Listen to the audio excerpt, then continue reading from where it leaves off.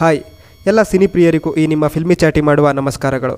ಕಾಂತಾರ ಚಿತ್ರದಿಂದ ಒಂದು big news ಕೇಳಿ ಬರುತ್ತಿದೆ. ರಿಷಬ್ ಶೆಟ್ಟಿ ನಿರ್ದೇಶಿಸಿ ನಟಿಸುತ್ತಿರುವ ಕಾಂತಾರ ಚಾಪ್ಟರ್ 1 ಸಿನಿಮಾ ಬಿಡುಗಡೆ ದಿನಾಂಕ ಹತ್ತಿರವಾಗುತ್ತಿದ್ದಂತೆ ಮೇಕಿಂಗ್ ವಿಡಿಯೋ ಮೂಲಕ ನಿರೀಕ್ಷೆ ಹೆಚ್ಚಿಸಿದೆ ಚಿತ್ರತಂಡ. ಗ್ಲಿಮ್ಸ್ ವಿಡಿಯೋ ನೋಡಿ ಸಿನಿಮಾ 1000 ಕೋಟಿ ರು ಕಲೆಕ್ಷನ್ ಮಾಡುವುದು ಗ್ಯಾರಂಟಿ ಎಂದು ಅಭಿಮಾನಿಗಳು ಕಮೆಂಟ್ ಮಾಡುತ್ತಿದ್ದಾರೆ.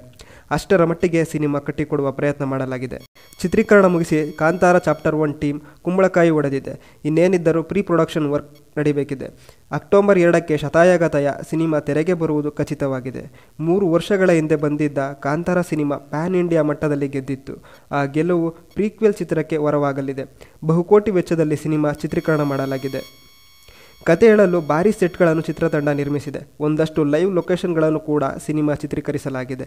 ರಿಷಬ್ ಶೆಟ್ಟಿ ಬಿಟ್ಟರೆ ಇನ್ನು ಯಾರೆಲ್ಲ ಚಿತ್ರದಲ್ಲಿ ನಟಿಸಿದ್ದಾರೆ ಎನ್ನುವ ಬಗ್ಗೆ ಖಚಿತ ಮಾಹಿತಿ ಸಿಕ್ಕಿಲ್ಲ. ತಾರಾಗಣ ಕಥೆಯ ಬಗ್ಗೆ ಚಿತ್ರತಂಡ ಗುಟ್ಟು ಕಾಪಾಡಿಕೊಂಡು ಬರ್ತಾ ಇದೆ. ಸಾವಿರಾರು ಸಹ ಕಲಾವಿದರು ಕಾಂತಾರ 1 ಚಿತ್ರಕ್ಕಾಗಿ ಕೆಲಸ ಮಾಡಿದ್ದಾರೆ. ಈ ಬಾರಿ ಕರಾವಳಿ ಮಣ್ಣಿನ ಕಥೆಯನ್ನು ಮತ್ತಷ್ಟು ಅದ್ಭುತವಾಗಿ ರಿಷಬ್ ಶೆಟ್ಟಿ ತೆರೆಗೆ ತರುತ್ತಿದ್ದಾರೆ. ಚಿತ್ರದಲ್ಲಿ ನಾಯಕಿ ಯಾರು?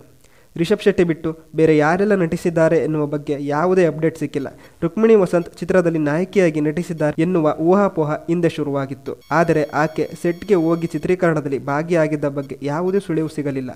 ಇದು ಪ್ರೀಕ್ವೆಲ್ ಆಗಿರುವುದರಿಂದ ಕಾಡುಬೆಟ್ಟ ಶಿವ ಹಾಗೂ ಲೀಲಾ ಪಾತ್ರಗಳಾಗಲಿ ಇರುವುದು ಅನುಮಾನ. ಕಾಡುಬೆಟ್ಟು ಶಿವನ ಪೂರ್ವಿಕರ ಕಥೆಯನ್ನು ಈ ಚಿತ್ರದಲ್ಲಿ ಹೇಳಿರುವ ಸಾಧ್ಯತೆ ಇದೆ.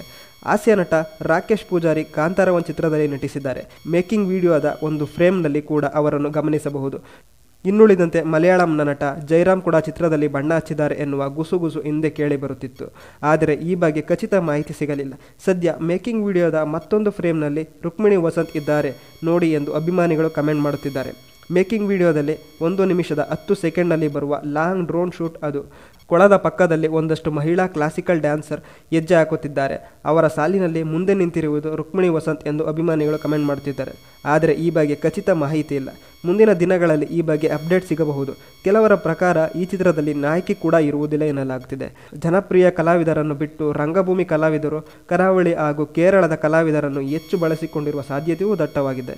ಬೀರ್ಬಲ್ ಚಿತ್ರದ ಮೂಲಕ ರುಕ್ಮಿಣಿ ವಸಂತ್ ಚಿತ್ರರಂಗ ಪ್ರವೇಶಿಸಿದರು. ಸಪ್ತಸಾಗರದ ಆಚೆ ಎಲ್ಲೋ ಸರಣಿ ಸಿನಿಮಾಗಳು ಆಕೆಗೆ ನೇಮು ಫೇಮು ತಂದುಕೊಟ್ಟಿತ್ತು. ಬಗೀರ ಹಾಗೂ ಭೈರತಿ ರಣಗಳ ಚಿತ್ರಗಳು ಕ್ರೇಜ್ ಹೆಚ್ಚಿಸಿತು. ತೆಲುಗು ಹಾಗೂ ತಮಿಳು ಚಿತ್ರರಂಗದಲ್ಲಿ ಕೂಡ ರುಕ್ಮಿಣಿ ಹವಾ ಜೋರಾಗಿದೆ. ದೊಡ್ಡ ದೊಡ್ಡ ಸಿನಿಮಾಗಳಿಗೆ ನಾಯಕಿಯಾಗಿ ಆಕೆಯ ಹೆಸರು ಕೇಳಿ ಬರ್ತಿದೆ. ಆದರೆ ಯಾವುದೂ ಕನ್ಫರ್ಮ್ ಆಗ್ತಿಲ್ಲ.